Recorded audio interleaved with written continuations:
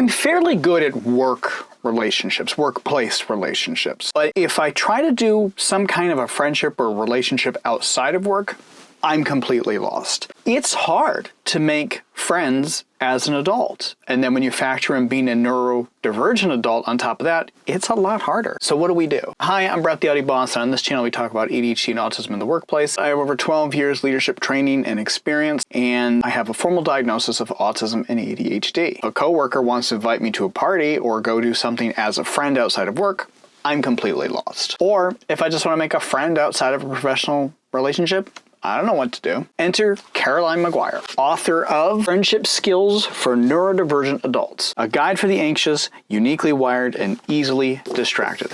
And as you can tell from my stickies, I'm really excited about this conversation today. I absolutely love this book. There's so much helpful techniques and understandings and just ways to sort of figure out how to do different things. Even if you've tried to make friends before and you've been a little bit burned by some things, there's some things in here that address that, and our conversation today is going to hone in on some of those things that we've tried and maybe better ways to try again. Caroline Maguire is a social emotional learning expert. She's also a TEDx speaker and is neurodivergent herself with ADHD, dyslexia, and learning disabilities. Her book is science-backed and practical, but what makes it different is that it's actually built for what our brains actually need. It even includes sort of those mindsets that sort of quietly sabotage us before we even realize it. We talk about why friendship feels so much harder for us, what gets in the way without us even knowing it, how to work through masking when we're trying to build relationships, emotional flooding, rumination, all of it. This is part one of our conversation. Part two of our conversation will focus more in on workplace relationships.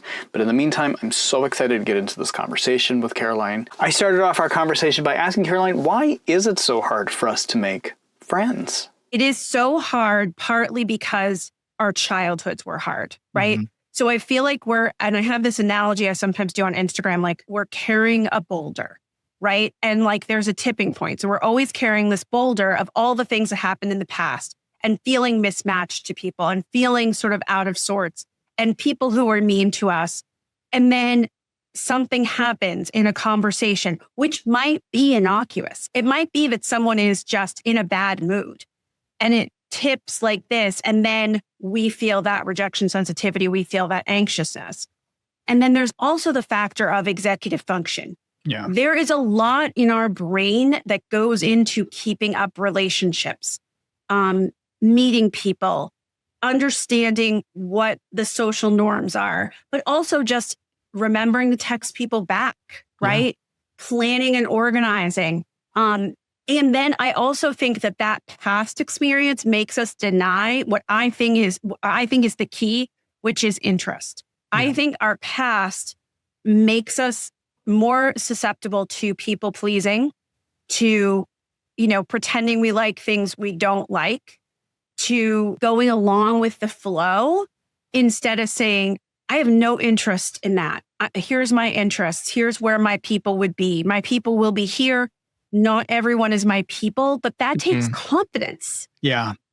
Right? It takes confidence. Yeah. And I'm 50 and I finally now have the confidence to just be like, it's okay that I like you and you like me, but you're not my people. Let's dig into that for just a second, because you're so right about that. It's so, especially when you're younger, sometimes they're so hungry for relationships that we don't necessarily build that muscle of, is this the right friendship for me? How much am I changing myself to be in this friendship? How do we kind of recognize that? And then how do we sort of make that adjustment in our life? Well, I have exercises in the book that help you like self-reflect. But, I had this thing I've been saying lately. I have a couple of clients who made friends and now they've come back because they want to date, and they're young adults and they're neurodivergent. And we spent all this time setting up their dating profiles, like so much time on Hinge. Yeah. And every time they go on a date or date someone 3 or 4 times, we're like changing things, talking about their expectations. And it struck me one day, no one spends this amount of time on their friendships and who are their people and what are their deal breakers and what are red flags and like, how am I being treated? And I think it all stems from that past. Mm-hmm. I think it all stems from when we were little and we didn't really fit in a world where we were different. And so we don't even think about sort of pausing and saying like, Who are my people? Where do I find joy? What are the things that I need? And I'm not casting shade on anyone. Like I think it comes from all of that feeling of being like kind of thirsty for people, and just also being told by the adults in our life, like, you don't get to do that. Like, take whatever you can get. Yeah. Or like, hey, that's a perfectly good person. You should want to be friends with them. Well, they are a perfectly good person. Yeah. There's lots of people I meet and I encounter, and they're my acquaintances, and I think they're perfectly nice people. Do I think they're interesting enough to like become my friend? Yeah. Do we zing? No, that's okay though. Well, and so to that point, you write pretty early on in the book about, and I love that you address this, because there's this myth of friendship. There are what we will sometimes recognize as unspoken rules about friendship. Like, I have to be friends with this person, or I can't tell the difference between an acquaintance and a friend, which you outline in the book beautifully. But I wonder if you could talk a little bit about that myth of friendship, or especially an easy friendship, and how can we better manage those expectations? I would love us to throw out these myths that friendship is easy, that friendship, you should have these skills by the time you are in adulthood. Well, first of all, there's no magical wand that comes and says, you are 18 and now I'm great. You know, right? Yeah. But also, I don't think that's true for us. I'm not saying that as things change in society and younger people are diagnosed and they know about their neurodivergence, like, I'm not saying that won't change. I hope it does. But I think for those of us who are here now, friendship is not easy. All that background stuff matters. I don't think we should have the skills because most of us weren't diagnosed and we didn't know our brain. Yeah. And I really feel like you know your brain, you know your life. And so you can't have known all this. Like, I literally don't set that expectation, right? Like, when I work with clients, I'm like, we have to just get rid of this, because how could you have done things different if you didn't know you were autistic? Like, you were not playing with all the information, and you weren't embracing it. You weren't saying, like, I'm a person who likes parallel play, and I like to sometimes sit in silence at Panera eating lunch with someone, you know, and that's our friendship. You couldn't have done that because you didn't know, and you didn't have people around you saying, it's okay, embrace this. This is who you are. So I really feel like that myth is like so dangerous. Yeah. As we think about sort of our need for friendships as well, and you write about how we do need those connections. Can you, why are those connections so important, and why do they need to feel worth it for us? You know, the connections are so important to our mental health. And I know there's so many neurodivergent folks out there listening to this, my cynics. And I wrote the first chapter for you. The first chapter is like, why should I do this? Because so many people I interviewed so many more people for this book than are in the book. So many people are like, I am so cynical of trying this again. But here's my sales pitch. Human connection has been found in a longitudinal study by Harvard with many different people for the past 85 years. It is the key to happiness. That is it. And also, when we don't have the chemicals and the things that involve connection, it can lead to mental health problems, which we know because we're in a worldwide loneliness epidemic since the pandemic. But I also feel like we do friendship differently. And we want friendship differently. And I think a lot of us were socialized that we had to friend in a very extroverted way. Yeah. And I think we have to throw that out. Yeah. It's like, what fills your friendship cup? What fulfills you as an individual? I mean, you have to be honest with yourself. I have a bunch of exercises that are like, let's get real with ourselves, right? Like, let's not pretend because we're cynical. But I think that also leads into when we go somewhere and we are trying to fit in, we're masking. We don't really want to be there. Like, I'm not an outdoor person. Don't come for me. I'm just not. So I'm kayaking in the hot sun, which gives me headaches, with people I don't really connect with. They're in this superficial chit chat, which I don't enjoy, talking about topics that it's fine that they want to talk about those topics, but I'm not interested even remotely. Yeah. It doesn't feel worth it. I'm Yeah. literally there running my to-do list and thinking about how I'm going to pay for the time I took away from the office or the time I took away from my kids. And so many adults told me the same thing. Yeah. That's why there's a section in there about making it worth it. Because I heard those words from like hundreds of people over the years. Well, and there's it even in this, I'm picturing myself in the scenario that you described. And even within that, I'm thinking, I'm going to have such a hard time holding my mask on, which means I might say really snarky, rude, because I just want to get out of there. And I'm going to resent everything around me. And I'm just going to be like, get me out of here. And I'm going to end up sabotaging it. And it's like, it's inevitable. Yeah, right? it's like inevitable. The biggest realization I had was one day when one of my clients had actually joined, and again, nothing wrong with kayaking. I'm not imputing kayaking. Absolutely, yeah. But like they had joined a kayak club in order to meet people. And they were telling me how much they hate this stuff. And I was like, but why would you do that? You're going to meet people who want to be outdoors. Yeah. And they were like, well, this one person showed interest in me, right? So I followed that yellow brick road and went to, and that happens so much. Yeah. But then it's not worth it because like my mask is going to slip. I mean, Caroline Maguire is coming out. Like she just cannot take that scenario. Yeah.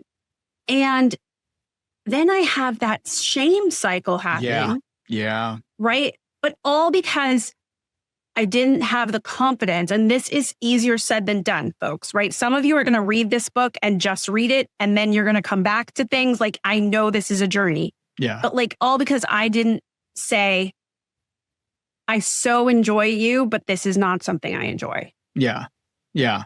No, I totally relate to that. When I was younger, I used to have friends that would always, when I was, teenager, college, everything, would love to go to fairs and like amusement parks and things like that. And I hate everything about fairs and amusement parks. And, there was a certain point where I would like be such an obnoxious, cranky person that I was actively ruining it for everybody. And then I had a shame cycle the next day, be like, oh, why did I do that? I feel so horrible. What a jerk I was being, all those things. So, but I want to go back to something you mentioned. One of the exercises that I absolutely love that's in the book is the what fills your cup exercise, because it's a beautiful checklist of sort of going through and sort of checking in with yourself about what actually do you want? What needs do you have to have met? So could you talk a little bit about sort of that exercise? Yeah. And I want to first say, I know, again, unmasking is a complicated process. It is a long process. And I talk about it in the book. And so I don't want to be glib about the unmasking process, right? But part of it is to start by saying you have needs, right? And what is it that you need? And what is it that you find fulfillment from? What gives you joy? Like, what are the environments, people, situations where you are comfortable? And that might shift, right? You might say, I started here. And then as I unmasked, I ended up more comfortable here. But I think the really big thing is to really think about, like, when do you feel connected? When do you feel fulfilled? When do you feel that joy? And to realize, like, some people need to, my husband's an extreme extrovert. Like, he probably needs to see like 100 people a week. I'm not kidding. And that's his connection cup, and that's fine. Your connection cup may be, 2 virtual interactions a week and 1, in person. Yeah. It might be parallel play where you sit in Panera and you drink coffee together and you don't speak. It might be a combination. And I think we have to understand that as we're trying to make new friends. And I am a person who believes, and Dr. Megan Anna Neff backs me up on this, so I feel like I'm validated. But I believe that I understand some people say we as neurodivergent people have spent our whole lives explaining ourselves and they don't want to explain. But I think there's a lot of mismatched communication. So I think it really goes a long way to do what I call a communisplation, where you explain your perspective and your needs. And you say, like, I really enjoy hanging out with you. but I am not an amusement park person. Yeah. And if I go, I promise you, I will be a cranky poop and it will not go well. Right? Like I didn't go to the Taylor Swift concert. And again, Taylor people, don't come for me. I know that you're like, that's risky. That's very risky. I know you're like a cult, but please. And my daughter and my husband went, I don't like concerts. Yeah. Like it's loud. It's a long time. Yeah. I like to be in bed. Like it just doesn't work for me. Yeah. And so it's like, what situations work for you? And then do you sometimes explain to people so that they're not like, what the heck? I thought we were hanging out and liking each other. And now, you know. Now who's this person? Yeah. Well, or now why do you say no to all these things I invite you to? Yeah. Well, hey, like I'm just a person who's anxious and I need to know where we're going. Yeah. I'm a person who, doesn't really like loud places, but I enjoy when we do this. Invite me to that, but don't worry. I understand you like this and I'm glad you do. I want to sort of stick with masking and unmasking. You have a whole chapter dedicated just to this. You write about the importance of having an authentic connection. So how do we begin that process of having an authentic connection, but also balancing that difficulty with masking and unmasking? I think I would just start with the difficulty unmasking and masking. I think it's important, and I have exercises to realize the mask you're wearing. And by the way, there's a QR code at the end of the book. And when you buy the book and you hit that QR code, you're going to get more stuff, more questionnaires, more things around this that will help with this unmasking journey. So just FYI. But I think, masking is, to me, versus different from adapting. It's when you feel that pain. It's when it doesn't feel like a choice, right? It feels like I must mask. It's not temporary, right? Like there's this mask you wear and you have to wear it. And if you don't, you feel very exposed. And so I think that is part of this, right? Is that we have this mask and we have to sort of identify, when am I masking? What's the price that I'm paying? Why, right? Is it really required, or is it that I've been doing this for so long or that I'm afraid? And I'm, again, this is a long process to unmask. And I'm not saying like, you might read this book, change some things about your socialization and the way you meet your own needs, keep unmasking, come back to the book. Like, I think this is a journey. And so that's the first thing, is like, I think that unmasking piece. And then I think to have authentic connections, they have to be people who interest you, who you want to have shared experiences with. And I hate to say this for those who are high maskers, but who can get to know your authentic self. And I have an analogy that's not in the book, but I just came up with this recently. Okay. If you are trying to fit in, you're basically making a cornbread recipe and trying to get cookies, right? You're not getting cookies. You're making cornbread, right? So you're not getting authenticity and you're not getting that real connection and the close friends. Because most neurodivergent people are like, I don't want any more of these acquaintances. I want close friends. I don't want any more chit chat, right? But the thing is, you're trying to fit in, which means you're masking yourself. And I totally get why. And so you're not cooking with the right ingredients, right? And so to be authentic and have that authentic connection, which is a zing to me, which is like literally like a chemical experience, like falling in love, I think you have to look for people who are your people, who share your interests. And that's why interest is such a central piece to this book. Huge piece. Yeah. That section of the book weaves beautifully into a couple more sections that follow about how we can sort of manage flooding, triggers, and rejection sensitivity. So I wondered if maybe we could talk about, we'll kind of break those down a little bit first, but I wonder if we could talk about managing triggers and then when flooding occurs. And if you could talk through a little bit about that, because I think that's a really critical part of the book. I think it's really critical too. Like, I think that there's a couple things we don't talk about enough in this space, which is, one is confidence, right? Like a lot of the things people suggest we do, they miss the fact that you have to have confidence to do those things. Yeah. which annoys me because I'm like, include everything. Yeah. And then I think there's this trigger point, right? And I think when you have a trigger, you have an intense emotional reaction to something. And a lot of times it comes from something from your past or something that affects you deeply. And I think it's really important to sort of know your triggers. And I have a whole section about, basically writing a letter to your middle school self and letting go and working through some of that stuff. Because I know sometimes elementary and middle school Caroline is triggered by something and takes something really personally. And when she's in charge, she's not a reliable narrator. She is protecting me. And usually my MO is like, I'm done with you. We're done. Yeah. Like, this is over. And I'm not going to give you a second chance. Right. And so I think those triggers are really important because I think a lot of times the post-event rumination and the hypervigilance that comes along with neurodivergent friendship, it stems from these triggers and not really recognizing like, this is a reaction to the past. This isn't real. Now, I'm not saying people can't be saying something horrendous that you should react to, but I do find with my clients, a lot of times it isn't about that moment. Yeah. Or they're writing a story.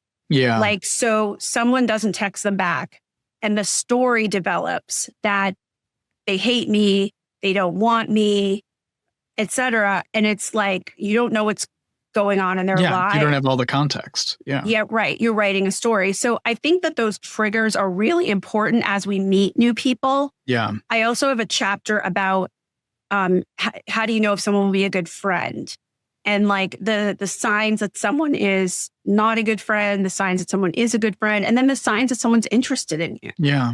Yeah. And I think we really need that, especially, this is I've sort of a side note, but I've made a couple of viral videos about the fact that I don't know when someone's flirting with me. I have no idea. I have no context for it. And it's always like, someone will be like, hey, that person was just flirting with me. Like, oh, that's nice. I didn't know. You're like, I had no idea. Yeah. But like, even in a more simplified way, with a friendship, like, just knowing, oh, I can be friends with this person. Someone does something, an overture of liking you, wanting to be friends with you, and then they miss that.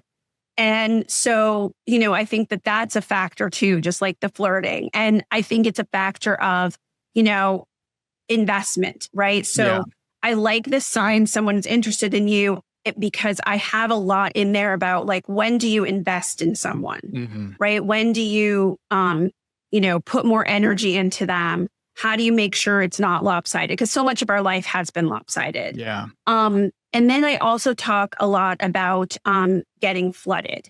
Yeah. And I think it's totally understandable given the past that we would be, we are neurologically more prone to flooding, but I also think like, when someone doesn't sit down at a typical person's table, I'm sure many people have reactions.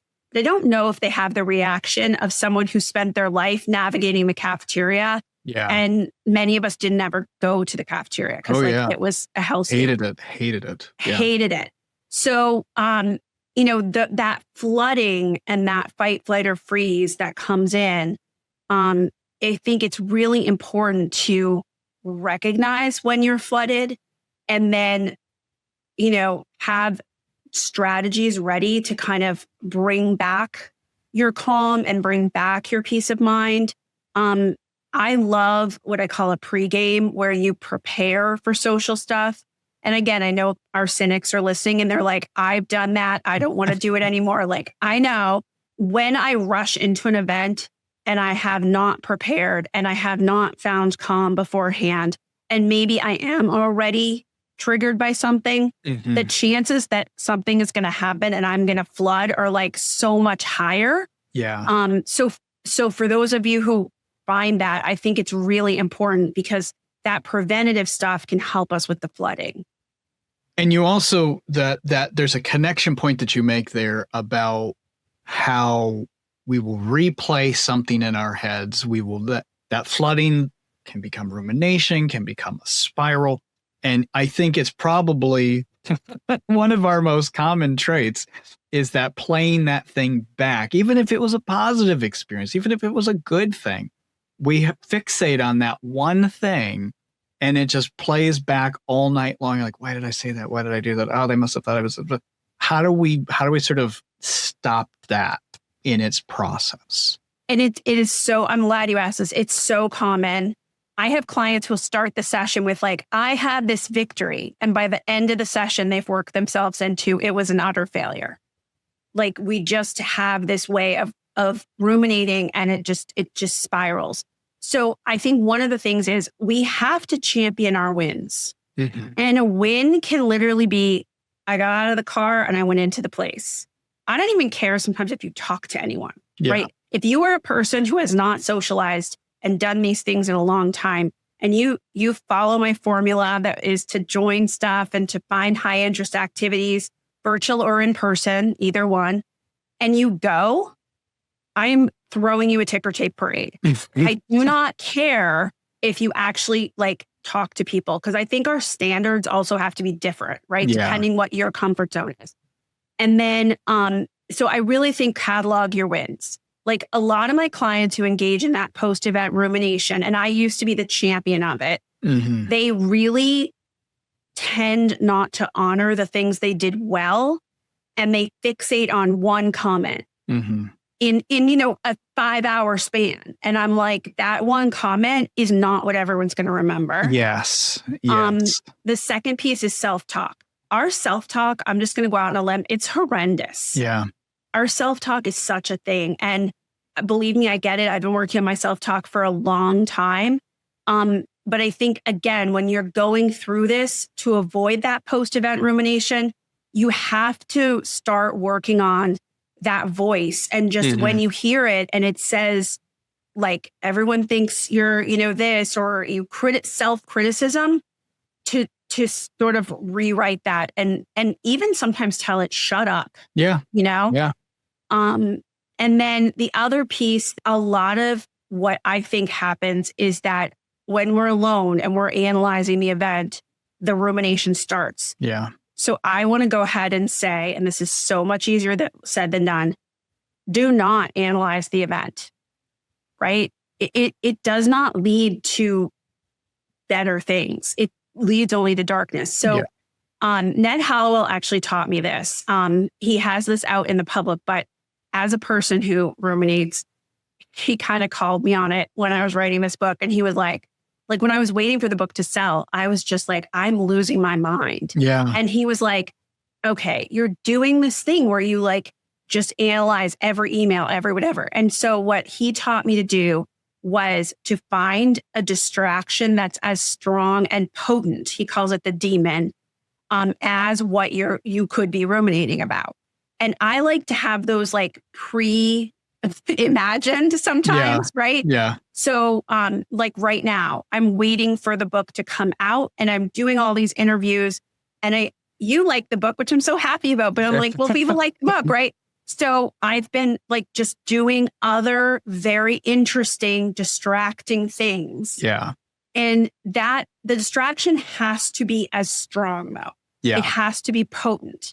And I talk about this in the book because I think that post-event rumination, it's so strong. It's like a magnet. And I think we've also been told to analyze our behavior, mm-hmm. like as kids. And I want to go ahead and say like, don't. Yeah. Don't. It's too much. It's just too much. Yeah. And you know what? So many times people tell me stories and I'm like, that's not such a big deal. Yeah. Oh God, yes. All the time. Especially when and the benefit of having a friend. As soon as you talk to a good friend and you can explain the whole thing to them and you kind of get that thing out of your system, a good friend will say, well, that's not a big deal. And it just grounds you right back to where you need to be. And, it's like if you say something that sucks the air out of the room and you say the wrong thing, and we've all done this, then you apologize in the moment. And, if you hurt someone, you apologize. Sure. But what I think is the sort of thing that we do that really hurts us is what I call anxious overcorrection. It's the 45 texts that you send explaining the Oh, comment that you right. made. Yes. And like Oh. that is, I think you made the comment and the person thought nothing of it. Now right? they're going to, though. And now that Yeah. okay, I had a client once follow someone into the bathroom to explain the thing. Don't do that, please. Because what happens is you then have made the person aware of what you said. Yeah. And now they're like, what's going on with this person? Yeah. Right. And like, by the way, OG Caroline, like circa 1997, I was a huge anxious overcorrector. Yeah. So I am one of you. I understand. And there's like this magnetic pull to explain yourself. Yeah. There's this desire to fix and correct and fix and correct and fix and correct. It's just like, that's only going to make it worse. How do we create emotional safety in our friendships? So emotional safety is really about the feeling that what you say and what you do, the people are going to be supportive of you. They're going to give you that feeling that they're not going to come back at you. They're not going to call you on things. They're not going to remind you of that. They're not going to use it against you. Right. And so I think we have to spend time thinking about what we need for emotional safety and like who are the people and environments in our life that are safe. Mm-hmm. And I have lists of like what creates emotional safety in the book. And I would sit down with that list and I would, look at the people in your life. Honestly, some of them might be your relatives. You can't get rid of them, but you can know, right? Mm-hmm. It's a red flag to me. Like if you tell someone something and then they snarkily use it back to you, like that's a huge red flag. Yeah. And I think for all this to work, there has to be emotional safety. Now, acquaintances don't always give us emotional safety. Oh, yeah. Right? Because they don't always know, right? So I do talk a lot about sort of looking at what's your relationship with someone and then adjusting your expectations to that relationship. Because I think what happens to us sometimes is we don't realize someone is an acquaintance. We give them the name of friend. Mm-hmm. We imbue the relationship with those characteristics. And then we give to them and we set our expectations as if they're a friend. And if they're an acquaintance, they might be a really nice person who gives you emotional safety just because they're that way. Yeah. But they're probably not going to, right? They probably don't understand that. They don't know your background enough. And they might not also understand neurodiversity. Like there's many people out there who say stuff to me that I'm just like, okay, no. Yeah. But they just don't know. And that is just part of the cocktail, unfortunately. Yeah. Something you said at the beginning of our conversation about how we struggle with different mindsets. You've noted it a few times, the people-pleasing mindset. You named the other one that I didn't even think about until I read your book, which is the rushing in mindset, which, I think for a lot of us, some of us are picking up a few of these. Yeah, there's a few overlaps. There's a few overlap. So how do we best, you've got some great exercises in the book, but how do we best sort of acknowledge our different mindsets that we have and then manage them as we're approaching these friendships? So I think your mindset, it affects and colors the way you interact with people. And everybody has different mindsets and different tendencies, and they come from our past, right? And they come from our personalities too, right? And so I think I have different mindsets in the book. I have the anxious overcorrection.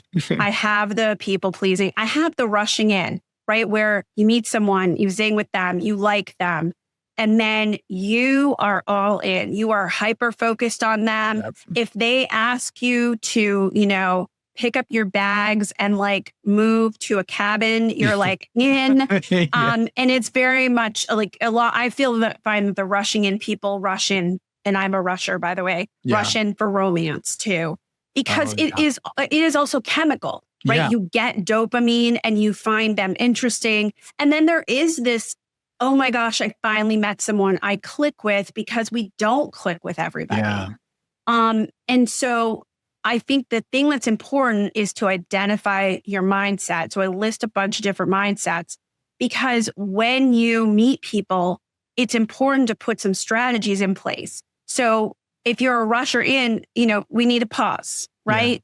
If you're an anxious overcorrection, well, don't send those texts explaining, right?